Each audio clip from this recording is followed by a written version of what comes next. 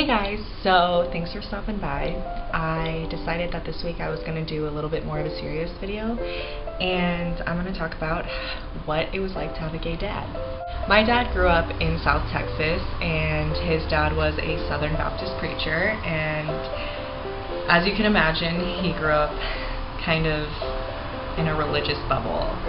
And he said that being gay just wasn't a thing, it wasn't an option, it wasn't okay, it was a huge sin, and it was just something that no one was and no one really talked about. So he says that he always knew that he was gay if he knew what that actually meant. He knew he was attracted to guys.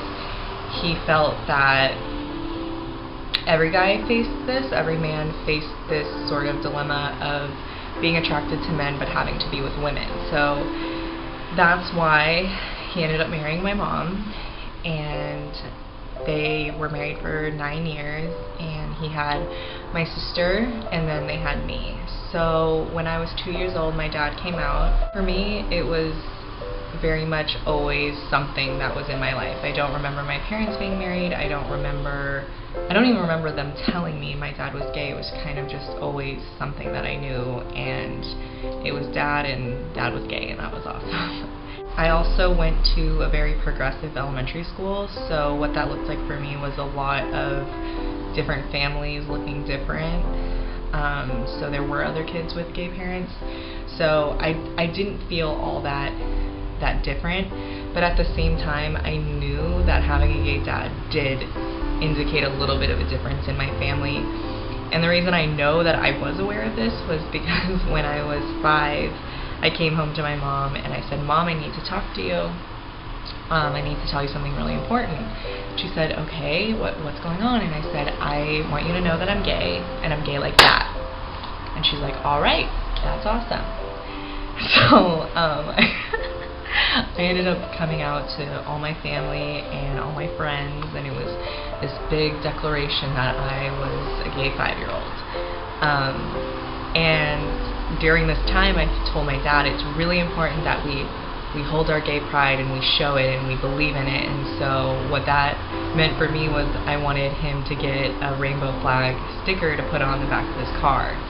And I still to this day don't know if it really did get stolen or my dad just didn't put it on the car, but he was really hesitant to get the sticker. And you know, this was like 1997, so things were very different. And although I did live and grow up in Los Angeles, California, which is pretty liberal, it still was not safe to be openly gay like that, where you're putting a sticker on your car and making yourself a target. And obviously my 5-year-old self didn't really understand that. So I was devastated when he told me that the rainbow sticker was stolen off our car.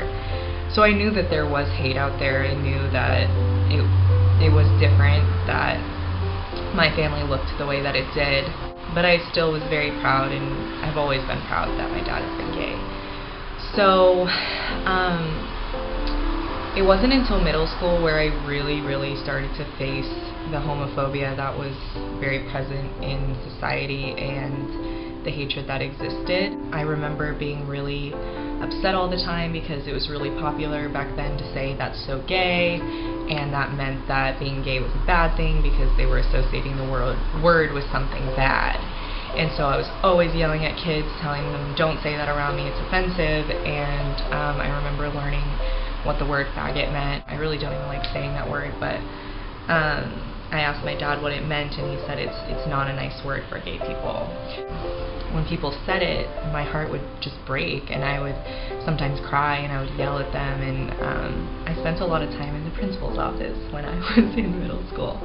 The next time that I saw it was I was turning 13 years old, and I was having a slumber party with my girlfriends at my dad's house. And one of the girls, who is African American, and that's kind of relevant to the story, she told me that she couldn't spend the night at my house because her dad wouldn't let her spend the night at a gay man's house.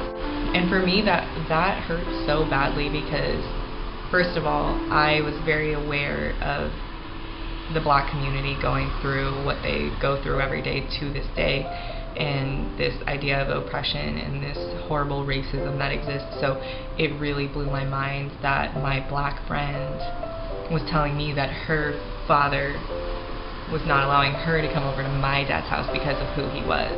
That really affected me. That made me really upset. It kind of like set the tone for what I feel like I felt from that point on. Was I felt like my fist had to be up and I was ready to fight anyone who came after my family because my dad was gay. The next time I faced it in middle school was like a year later, and I was in Spanish class, and we had to do a family tree in Spanish. And so I had my mom's side and my dad's side, and at the time my dad was married to a man, not legally, but ceremonially, I guess, whatever you want to call it. But he was married to a man, and so he was my stepdad, and I put him on my dad's side of the tree, and I put stepdad in Spanish, and my teacher said, I think you have stepdad on the wrong side, it's supposed to be on your mom's side. And I explained to her, I was like, no, my dad's gay, like, this is my stepdad. And this kid in the back goes, fucking faggots, can you imagine them taking it in the ass, blah, blah, blah, blah, blah. And I guess the teacher didn't hear him, but I said, hey, you want to come say that to my face? And he said, sure. And he came up and said it to my face, and I went ballistic. And my teacher sent me to the principal's office. Luckily, I had a really amazing principal who ended up suspending him. That was just two examples of things that I went through as a young kid, and I feel like it shaped me to become an activist and become defensive, honestly. And I felt very defensive for a really long time. As I said before, I felt like I had to have my fist up and I was ready to fight at any moment. Anyone who was homophobic, who preached hate, I was ready to go off. So when I went to high school, the best high school in my area was the Catholic private high school. So naturally there was a lot of religion, and we had to take religion classes. I had this one particular teacher that was really horrible, and he compared homosexuality to bestiality. And so I had an ongoing problem with this teacher, and I was always fighting with him. I never thought that my family was less than. I never believed that. I never took people's words to heart in a way that would change me into what I believed in. But what it did do was it created a lot of anger, a lot of defensiveness in me, and it made me very aware of the hatred that this world has. And so the reason I'm kind of talking about this is because, you know, there's been a lot of hate just in this country after this election, and you know, since that orange man won, I guess it's given people permission to spew hate. So I know that my presentation, you know, I'm white, and there are a lot of things that I never will experience and I never will understand, because I do have a privilege that I don't deserve, but it's present, and I'm very aware of that, and I try to use that to help as much as I can. What I can say is that I do relate on a certain level. I understand what it feels like to be discriminated against because of something that someone was born with and something that makes them who they are. I not only say this all because I have a gay dad. I have an amazing father. He is seriously my rock and my inspiration, and he has shaped me to be the person that I am. I think that all of the good parts of me and all of the compassion parts of me and all of the love I have for the world comes from the fact that I have a gay dad. And my dad is a minor gay celebrity. His words, not mine. He's a writer-director, and he has written and done work that is so important to the LGBT community, and I've seen him make people laugh, and I've seen him make people cry through his work, and I've seen what an impact he's made on people's lives. And when I see and hear hatred about the fact that he's gay and that makes him some way less than or unacceptable, it blows my mind, because I know so many people who aren't gay and who are considered acceptable in society as heterosexual white males, and they're terrible people. And I've never experienced someone love as much as my dad and do so much good as much as my dad. So my message is that it's never okay to hate. It's never okay to judge someone. It's never okay to exclude someone or bully someone or take away someone's rights just because of who they are. And I've seen it time and time again, and I grew up majority of my life with my dad not being able to marry the person that he loves legally because of a homophobic law. So I have this tattoo on my wrist. This is the equality sign, and this is the date of when the Supreme Court ruled gay marriage legal in all 50 states.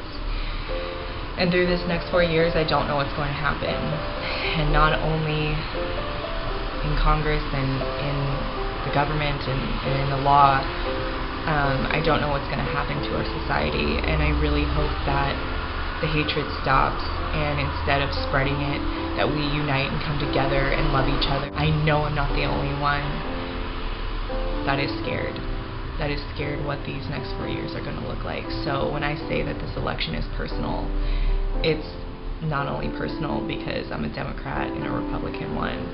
It's personal because a man who spews hatred against not only my dad and his community, but against me as a woman, and against people of color and immigrants and all different kinds of people that make this country what we are.